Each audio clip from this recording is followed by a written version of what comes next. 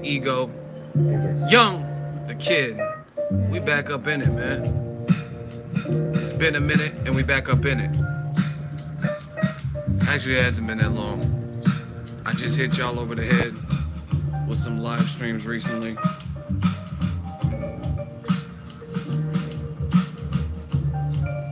Yeah. Angel Santos, shooter on deck. He said, "Sup, Ego Army. We are live with another one, baby." Yes, sir. Yeah, man. Shout out to my shooters. You see, I'm dressed like the Unabomber. I could be calmer, but I'm dressed like the Unabomber. I'm ready to bomb y'all. Because I know it's going to be a sensitive subject. And we're going to have to put some people in the caskets. We have to blow up the spot. Tim McVeigh. Gang, gang, Ego Army, Ego Mafia. I told you we are the mob. Money on top of boxing. Let's go. Let's get it, man. Let's get it, man. I'm finishing this little Starbucks. I got my water. What's happening? And we're going to get this cracking. It's new media. Tell the truth. Man, we're going to get them rats. We're going to annihilate the rats. Like I said, I'm going to start wearing ski masks, but I came like the Unabomber. I got the Boxing Ego joint coming soon. I got the glasses. I have not seen Black Panther yet. I will see it soon. Shout out to Marvel. Stan Lee, I see you. Shout out to Ryan. See, and I'm from the Bay Area. You guys know this. Because I put the Bay on my back. Put West Side on my back. Took over the West. And then we took it over to the East. Death Row East. But anyway, Black Panther, the director, Ryan Coogler, he did the Oscar Grant. Rest in peace, Oscar Grant. He did that movie. He's from the Bay Area. He's from Oakland. So to live and die in the Bay, where every day we try to fatten our pockets. A hustle for the cash, so it's hard to knock it. Yeah, man. Currency chasing. California way. Rest in peace to Tupac. Shakur, you resemble your father a lot. Yeah, man. I don't even need to go to Maury Povich. That's my pops. Yo, make sure you smash the like button. Oh, y'all want to do the roll call? Okay. Hey, bro, who cares? What's up with boxing? Yo, I told you, it's like a roller coaster. You pay your admission, and then you sit down and enjoy the ride. You talking about who cares? If you don't care, leave. There's plenty of people that care. We just vibing. We just rocking out. So if you want to be impatient, leave and come back, or leave and stay gone. It don't matter, because Ego's Army is still here. So just pipe down, chill out. We gonna get to boxing. I never did a live stream where I didn't talk about boxing. See, y'all impatient motherfuckers. Like when have I ever done like an hour, 2 hour stream and I ain't talk about boxing? So just, like I said, take a chill pill. We gonna get to boxing like we always do. But sometimes we talk about other stuff, because Ego's Army, we love boxing, but at the same time, this is more than boxing. This is a lifestyle. This is us. We just vibe out. We want to talk about Black Panther. We want to talk about the Florida shootings. We might talk about those things. Now let's do a roll call. Very simple. I like to do on my segments, on my live streams. I just want to see where you guys are at. City, state, zip. Let's go, man. Roll call. City, state, zip. Rep that zip code, area code, city, state, wherever you from, man. Houston, Los Santos, Athens, Georgia, Miami, Rochester, New York, Funky Town, and we got another shooter in the building, H-Town. Shout out to my shooters on deck. Queens, New York, 313, New Brunswick, Canada, Wilmington, D-Town, Dallas, Califas, Hemet, California, B-More, New York City, man, let's get it. North Carolina, Chi-Town, Portsmouth, VA, Smoke City, Vermont, Southside Chicago, man. Leesburg, Florida, fresh out of jail, California, dreaming. Baltimore, Big Spring, Texas, Fort Lauderdale, the Noya.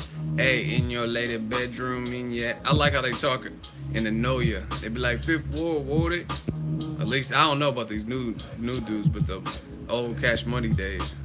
In your lady bedroom, Compton, CPT, Oakland, Oak Cliff, Texas, 718.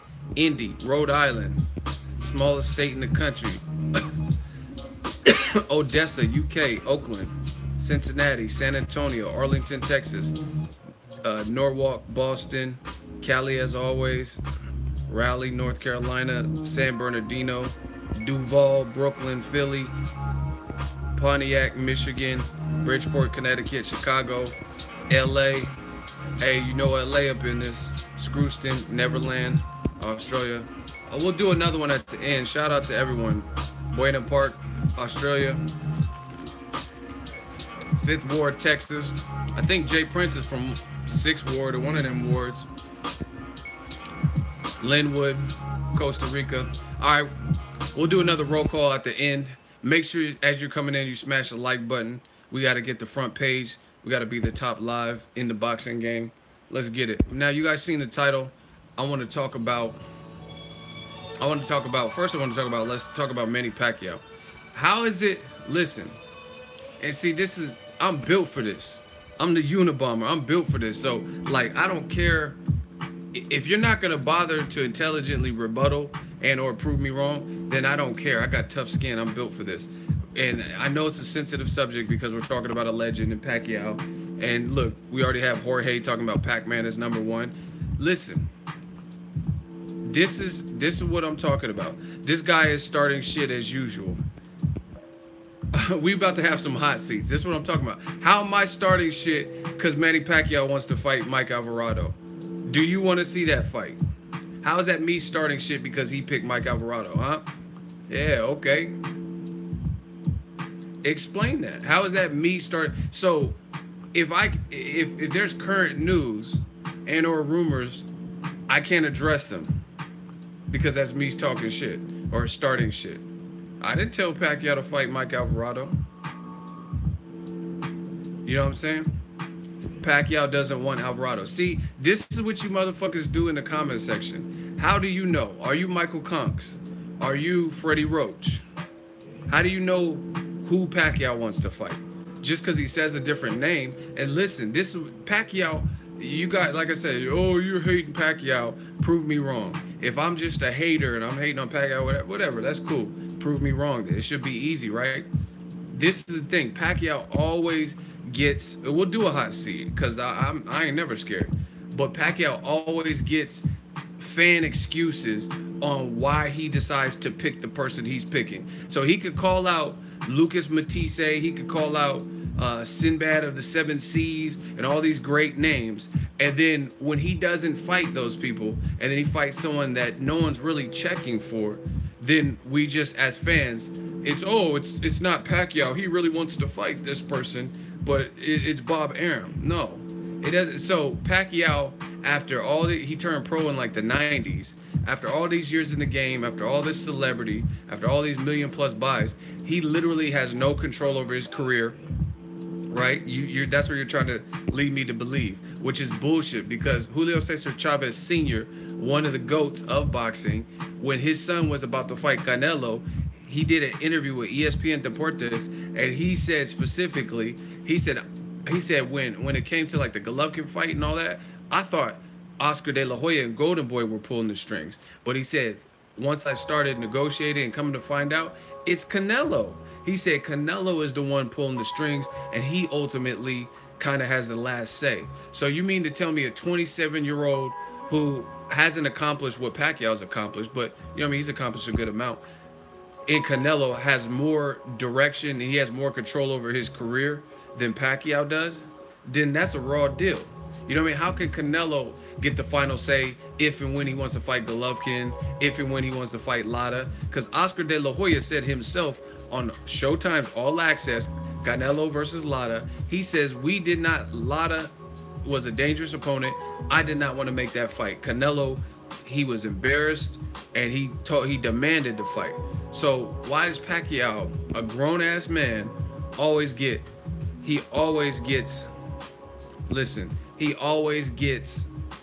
excuses made on why opponent was selected? All right, Grand Seeker, now it's time to get bodied in the hot seat. I don't want to hear nothing else, but do you accept the hot seat? This is how I'm gonna make examples of y'all. I told you that's why I dressed like the Unabomber, because I already know what was coming, and I'm ready for it, and I prepared for it. So, Grand Seeker, since you wanna you wanna seek this L, do you accept the hot seat? Yes or no? That's all I need to know. That hot seat is going to heat up. But is he not fighting Lomachenko after the Alvarado fight? Why do you guys continually do this? I specifically ask you a yes or no question. You guys type paragraphs and sentences when you could have typed at max 3 letters. YES. You know what I mean? Or NO. So you would rather type a whole sentence as opposed to just say, yes, I accept the hot seat, or no, which is far less characters. That's what you're telling me, huh? Yeah, okay. Yeah. So you rather type a paragraph than type a simple yes or no, huh? All right. Bro, answer the question I asked first. Listen, shit. Nobody knows you. You answer my question or get blocked. Those are your choices. So once again, you're not running this. I run the show. Now, I'm fair, so I'll give you an opportunity, but you're not saying, oh, answer my question first. Who are you? Listen, do you want to be in the hot seat? That's it. Yes or no? This is the ego show, Nick. That's what I'm saying. He's talking about, you answer, make sure you answer my question. No, you decide the hot seat. And how you gonna ask me a question after I already asked you a question, talking about answer my question first, and I asked you a question first? Do you want to be in the hot seat? Let's go. You had so much to say. Stop stalling. Come get this work. Grand Seeker is gonna be more like Grand Meager. 15. You got 15 seconds to reply yes or no to the hot seat. 12. All right, this guy ain't gonna answer whatever, man, do you? Stalling. 10. 7. 4. Shooters, y'all know what to do to Grand Seeker. He's ducking. He did, like, all you had to do was say yes or no. If you didn't want the work, just say no. But now you're out of here. Bow. Rockabye, baby. King Corleone, shooter on deck, got him out of there. Listen, you can always tell when they're stalling. Why wouldn't you just say yes or no? If you have the greatest points in the world, I'm full of shit, I don't know shit, you know what I'm saying? Then why don't you do it gladiator style in the hot seat and battle it? You know what I mean? Battle your point. He said everything under the sun but a yes or no. Moving on. Give me some harder work than this. Anyway, Pacquiao, I feel like the fans always make an excuse. And this is not just Mike, he's coming off of a loss, because I specifically said in my video, see, I'm not ducking or dodging or taking back what I said. When Danny Garcia came off a loss to Keith Thurman, I said, oh, I don't have a problem with him fighting Brandon Rios because he's coming off a long layoff and a loss. See, the difference, the reason why I'm holding Pacquiao to what would be perceived as a different standard is this. Pacquiao always does this. Pacquiao always fights people where they're at some kind of weight disadvantage, or when he fought Brandon Rios, they were both coming off of losses. Chris Algieri arguably didn't even beat Ruslan Provodnikov, and he had his eye nail shut, and that was the performance that got Algieri the fight with Pacquiao, knowing that Algieri, out of all the people that were out, Algieri didn't really, we know he didn't have the power to really hurt Pacquiao, and he was a kickboxer for most of his adult life, and then he got into boxing. So realistically, he didn't have the boxing only experience to fuck with a person with almost 70 fights like Pacquiao. Do you know what I'm saying? So it's not like this is the first time. Why wait till Mayweather beats Shane Mosley and he looks horrible versus Sergio Mora to fight Shane Mosley? When Shane Mosley came to your gym, Wildcard Gym, and it's on tape, you can find it on YouTube, and he challenged Pacquiao. And Freddie Roach said something to the effect of, oh, we're not fighting you, we gotta drain you, we gotta bring you down in weight. You know what I'm saying? Why wait for Ricky Hatton to get knocked out by pillow-fisted Floyd to fight Ricky Hatton? Why not fight him when he was undefeated, like Floyd did? So realistically, if you look at the second half of Pacquiao's fucking career, it's always been some kind of weight stipulation or something that kind of favors him. And that's just what it is. You can get, like I said, people could get mad, oh, you're hating, but you ain't proving me wrong. So we not worried about it. Cotto was at a catch weight, and as after Margarito probably cheated and took his soul, you know what I mean, or whatever, or bloodied him up in that fight, whatever. You know what I mean? So it's always this situation. And on top of it, this is what the fans be doing. This what the fans be doing. They always make an excuse about, oh yeah, it's always something. It's always something on why Pacquiao got to fight a Mike Alvarado type person. Here's a question. And I met Mike Alvarado, cool dude, met his brother. I'm not even trying to diss him as a person. I'm just talking about as a boxing fan, no one's really checking for that fight. Here's 2 questions. Y'all ready if y'all ready for this? Can I get a hell yeah? And this is the catch. I'm gonna ask you the first question and immediately drop the names, drop your responses, right? Because I don't want people to be Googling and researching, right? So if y'all want this work, can I get a hell yeah? And the only rule is this: the longer you wait, the